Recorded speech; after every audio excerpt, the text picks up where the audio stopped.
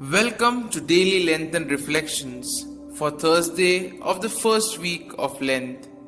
Today we shall reflect on the theme Gratitude and Generosity. Man normally is always in the race to acquire more and more things, that often he forgets about the gifts that he receives from God. Sometimes we notice that we want quick solutions. At other times, we are too proud to ask for help. But today, the gospel emphasizes that we need to be humble and we need to ask the Lord for all that we need.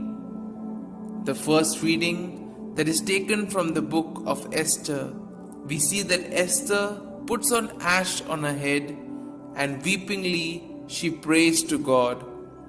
Her prayer shows her humility.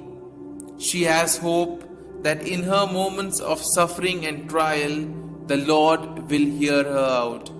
Troubles and sufferings can make our lives difficult and burdensome. Sometimes we may feel that God has left us, but God is always listening to our prayers and He never leaves us alone. The Gospel reminds us that we need to ask and the Lord will provide.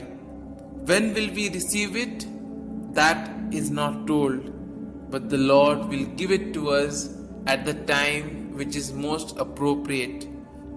Sometimes we hurry to find solutions for various problems, but the Lord says to surrender everything to Him, to place all our troubles, all our anxieties into the hands of the Lord, and He will take care of it.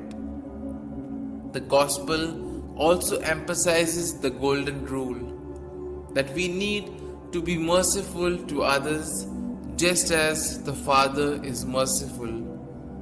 Whatever love, compassion, and mercy we have received from God the Father, we need to pass it on to others, and in this way, we can build the kingdom of God.